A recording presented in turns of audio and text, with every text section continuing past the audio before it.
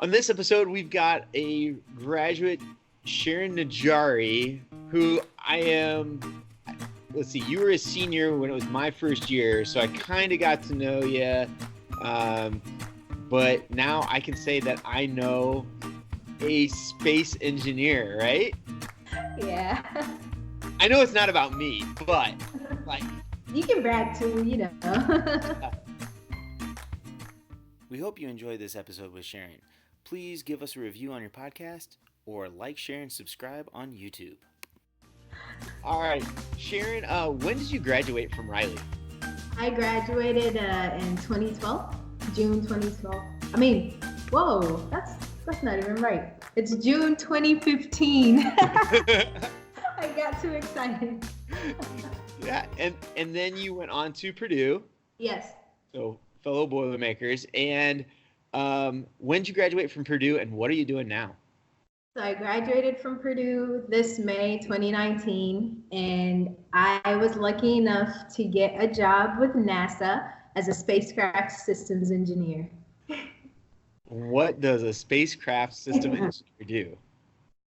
So what I currently do, which I can only speak about like on a high level, like top level, I work on the internal configuration of the International Space Station. So making sure that all the hardware and all the systems in there are good. Let's see, back in 2015, you were involved in all kinds of stuff, from sports and clubs. So what were some of the sports and clubs that you did? So the biggest thing that I did was tennis. I loved playing tennis because it was something so different from what I was used to. I remember I would do track sometimes and I would do soccer, but then when I got to high school, I was like, I want to try something that I've never, done before. And so I joined tennis and I did it for 4 years. And then what else did I do? I did a lot. My thinking when I was there was do things that you've never done before. So I joined the was it the drama club or the theater club? I remember doing that, and I was on 2 plays, Joseph and the Multicolored Coat and Hairspray. I remember doing those 2. What else? I joined the French club. I loved the food. Probably joined it because of the good food that she provided. What else did I join? I can't even remember. But I tried to do as many things as I could. What were some of your favorite classes in high school? Some of my favorite classes, the engineering classes for sure. Those were what, pushed me to where I am right now. But another class that I really enjoyed was chemistry. And I don't remember his name, but I enjoyed chemistry. I took 2 years of chemistry and I wanted to be a chemical engineer. But once I got to Purdue, things changed. You went to Purdue and you wanted to do chemical engineering, and then you switched. Why'd you switch, and what do you like about being, are you aerospace engineer? Yeah. Aeronautical aerospace engineer. Okay. So why'd you switch from chemistry? So I liked the more hands-on experience. So in chemistry, I didn't feel like, well, maybe if I waited a little longer, I probably would have gotten a hands-on experience.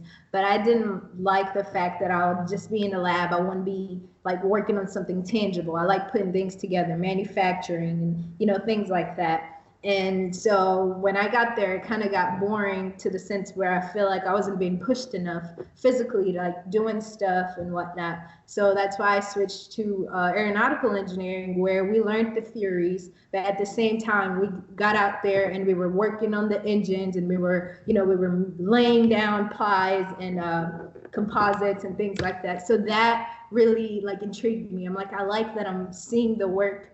What I'm learning, I'm actually seeing myself doing. I remember your senior design class. Did you guys do a charging? Yeah, we did the hand charging. What was it? It's like for phones and for. Yeah. And it actually worked. I remember by the time we were presenting it, I don't think it worked, but it worked for one time. What do you think some strengths at Riley are? I really liked the diversity at Riley. It was really good to be able to work with so many different people. So when, working with, and especially as a woman and the person that I am, I was able to work with all these different people, which helped me translate whatever I had learned there to college, because it went from that environment to the same exact environment. In engineering, there aren't a lot of women and things like that. So I was already prepared at Riley for the same thing to happen at Purdue. And so when I went there, it didn't intimidate me. It didn't make me feel like I was out of my comfort zone. It was like, okay, I've already done this. I can do this again. So that was really good. How can we encourage more girls to join, first of all, Riley, but also like the engineering magnet and the computer science magnet? I think the biggest thing would be showing them what you guys actually do, because the biggest thing is they don't have this information. They don't know. So if you can get a chance to maybe go to these middle schools and not just speak in front of them, but actually have activities where they get to do something cool that intrigues them, and you're like, they're like, you know what, this is something I'd like to do, or this is something that I'll remember. And when I'm picking my major or something, it can be helpful in a certain way. Like, I remember making that paper glider or something, and I was like, I really enjoyed that. Or I learned about mechanical engineering, and it was really cool. I really liked that. Let me try that. So things like that. Was there anybody who like inspired you to take the engineering route? Yes, my uncle actually did. He went to school. So I'm Kenyan. So he was born in Kenya. He went to school in Kenya, and he did industrial engineering over there. And as just seeing him, how he thought, how he did things really intrigued me. And I was like, this is somebody I'd like to be like. And now he's actually getting his PhD in China, in the University of Shanghai, for I think it's materials engineering. And I'm just like in awe. I'm like, this is like, I picked the right person to follow, because he's doing amazing things. And just from him being a role model to me and having that mindset and things like that really helped me along the journey, because it wasn't an easy journey, to be very honest. Yeah. And you were one of the few females in our class. Mm-hmm. And that's one thing I try and tell the girls is like, you guys are like, you're just gonna shine, and you and many others are just so bright, and it's just like you're just rocking and rolling. Like, it's sometimes with so many of you students, I'm just like, okay, what do you need? I'm gonna step out of the way. You just let me know, and like build cool stuff and make cool stuff. And did you have any like internships or summer jobs while you were at high school or even at Purdue that led you in the direction that you're at? So I actually did 2 summers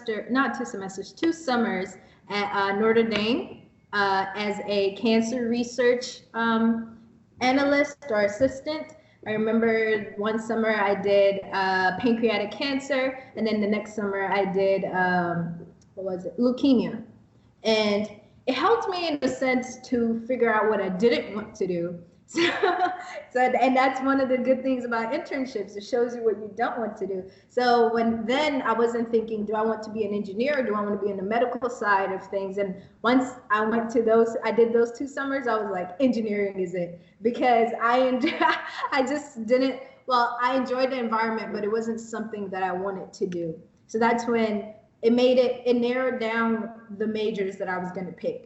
So I didn't have to think about, maybe I want to go to med school and stuff like that. So it kind of helped me narrow down in that sense. But then in college, I had internships. Most of them were, the first one was a quality engineering internship, where I actually got to see, different types of manufacturing engineering. So where they do laser or CNC and, all those things. And I was able to learn on a quality perspective how things are made, and why we have people who are in quality assurance jobs to make sure that parts and everything are good. So I really enjoyed that, and I actually I wanted to go to a manufacturing company because of that. I'd seen that and I'd enjoyed that. But and then I also did a systems engineering job, and that's where it helped me kind of get to where I am right now. And I really enjoyed learning about these different systems and how we can make sure that the system, if one part of the system doesn't work, it might affect different parts of the system and things like that. So from learning that, I wanted to put the two together, but most of the time you can't be quality and systems engineering in one. Most jobs don't let you. So that's why I was like, I'll pick the systems engineering job for now, which helps you learn about all these different systems so you're well-rounded instead of being pigeonholed to one exact part or one exact system. And then from there, I can use whatever I've learned to and just use it in all different areas of engineering. That's so great. Like, I can just tell you just love learning. Like, you're just Dude. You're just nonstop. Like, once you're like, oh, like I just want to learn more, and then you're just gonna start laddering up. Like, it's gonna be awesome. What was some of your favorite projects at Riley High School? I really enjoyed my senior project. That really encompassed all principles of engineering that I had learned at the moment. So it was very, and then another good thing about it was I needed to use my creativity. So it put everything together. So from my creativity, from what I'd learned, from not giving up, because there are multiple times that project's like, wait, what? It's not working, what? So just being able to do that.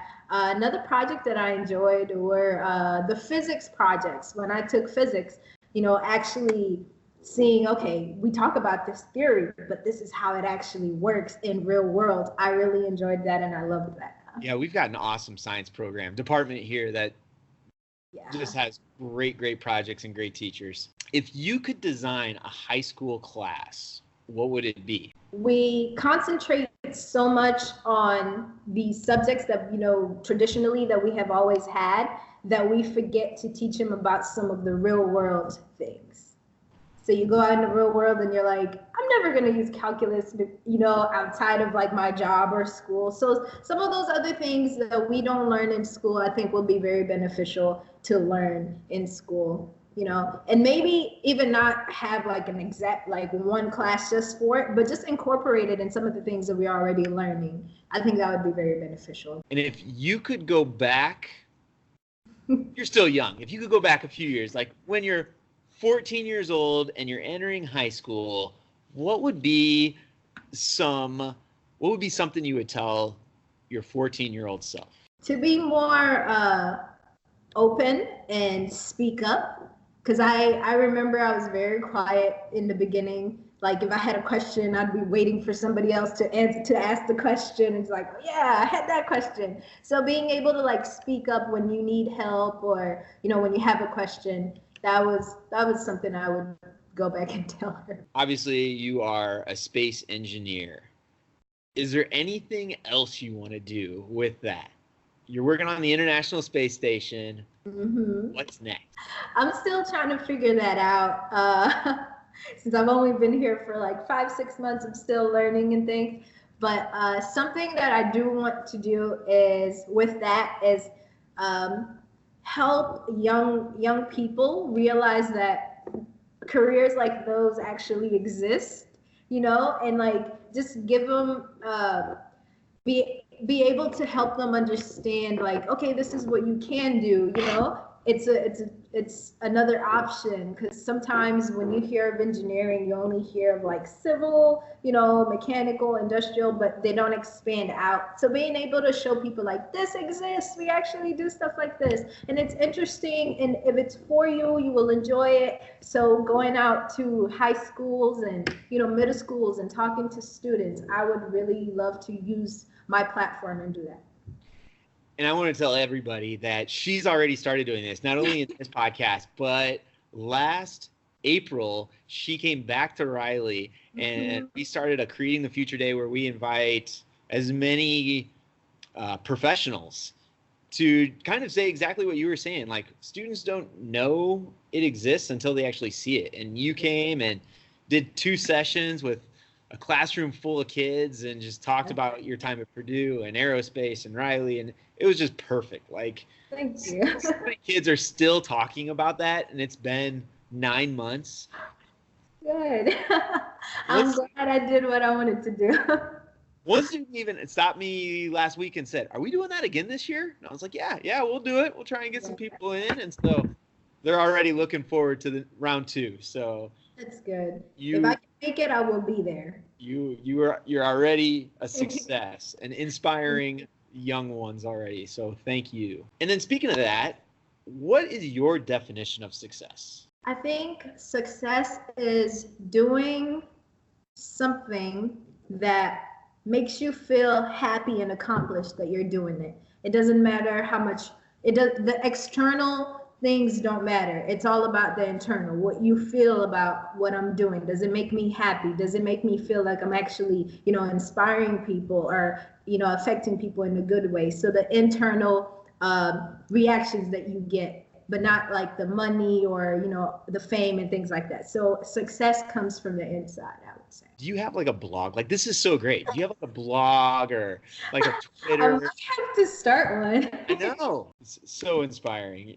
Thank you. We're going to have so many, not only young females, but we're going to have so many young men also just like trying to get in contact with you and be like, how do I become a space engineer? So speaking of that, how do you become a space engineer? For me, it was just, I didn't even know I wanted to be a spacecraft engineer. I had no idea. I applied for jobs because, once you get to that mark, it's like January and you're like, oh wait, I have to figure out what I'm doing after college.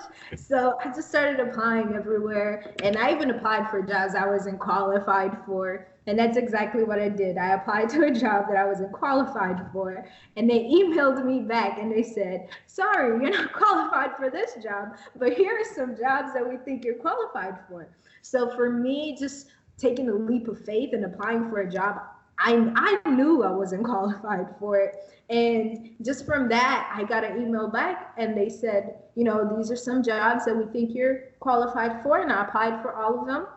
I got an interview for all of them and they picked that one. And that was the one that was, I had gone to school for and I had more experience in. So it was just a leap of faith that got me that job. That is awesome. Like, yeah, just jump in the deep end. I did. I was like, what? I need 5 years experience. I just graduated, but it's okay. I'm going to apply for this. So what do you do like day to day for a spacecraft engineer? So what I do is I get different projects coming in. So all the systems that are up there there are so many teams that work on, so most of the hardware is in a rack. And so different teams work on different racks, but as a systems engineer, what we do is get all of them and like keep more like sustaining the systems and the hardware and things like that. So making sure that when we send something up there, it's gonna fit in exactly where we want it to fit. So I do a lot of CAD modeling, and I thought I would never be doing that ever, but I do a lot of that on a daily basis. So we have the models of the ISS, and we just work on them and making sure that, okay, so we're gonna send something up. Is an astronaut going to be able to egress if they need to, or is this thing in the way? So doing a lot of sustaining of the systems, and then making sure that we keep the astronauts safe, because that's the biggest thing. And then making sure that, okay, if we send something up, is it going to take them a long time to put it together, or is it a waste of time? So just a lot of analyses and making sure that first, we're keeping them safe, and 2, time is money. So if they can spend as little time as doing this thing other than this, we do that. We use Autodesk Inventor still, and you guys just use AutoCAD, right? Or do you guys use NX. Okay. Yeah. And it's all kind of the same, right? It is. It is. Yeah. And so you mentioned you have a model of the space station. So do you guys like make sure and jump in the model too, so you're not just behind a desk all day? We're always, so we have a whole entire, so we have the CAD models, and then we have the models also in like, what is that place called? They just keep them so that when astronauts are practicing and whatnot, they can do it on ground, and also like in the NBL, where they do a lot of outside of the ISS, like how they would fix it and things like that. So we do have the chance to go and walk into the models and see how, things are done. But most of the time, you usually sit at your desk unless you really need to go in there because it's kind of far. It's like a huge campus. So that walking back and forth, it's like, unless I need to be there. But we do have access to those. How much collaboration do you do? A lot of collaboration. Like I said, it's a lot of integration engineering, basically. So a rack belongs to, let's say it's like a oxygen or a cleaning type of rack. So that team, and then the next one is for another team, and then we have different teams. So every time we need to work on something there, we have to communicate with that team, and we have to communicate with all the other teams that protect for it and the stakeholders. So it's a lot of collaboration, which I do enjoy. I like working with people, so being able to talk to different teams and things like that is really nice. And how many people are on your team? On my team, about 8 or 9. Okay. 8 or 9, yeah. So they're small teams, but strong teams. What were some of the favorite things you did at Purdue? Some of my favorite things, so other than classes and things like that, I joined a dance team, which I really enjoyed. It was something. Wait, were you in dance here? No, I never got a chance to dance in high school. So when I got to college, I was like, I'm dancing for sure. And it was really the best way to meet people. So most of my friends were not just engineering students. I have friends who are in pharmacy school, nursing, and all these other careers, and I would have never met them if it wasn't for joining these extracurricular activities. Because once you're like in this side of campus, you're stuck on that side of campus. You barely get to meet other people. So that was one of the things I really enjoyed doing there. I remember I joined a lot of women in engineering and women in aviation. Those were really helpful when it came to getting internships and just meeting mentors and things like that. It was very important. Thank you so much for coming to Riley in April again. Thank you so much for doing this. Okay. Is there any contact information if people want to ask you questions, or are you on social media to share or anything? Yeah, I'm on social media, Instagram, and that's just my name, Sharon Njeri 10, and SharonNjeri, and the number 10, just as 1. And then my email is also SharonJerry10@gmail.com. So you can email me, ask any questions. Yeah, I'm here for everybody. I want to be accessible to people. Oh, you're the best. Thank you. Anything you want to share with a current high school student right now? I would tell them to take it seriously, because most of the time you're like, it's just high school, but once you take it seriously, it kind of helps you with the next point, college. So if you took high school seriously, it won't be hard for you to adjust to college, where it's like, it's on you. It's not on, anybody else, but it's on you. So if you take it seriously now, it will help you, flow into the next stage of life. Thank you so much. No problem. Thank you.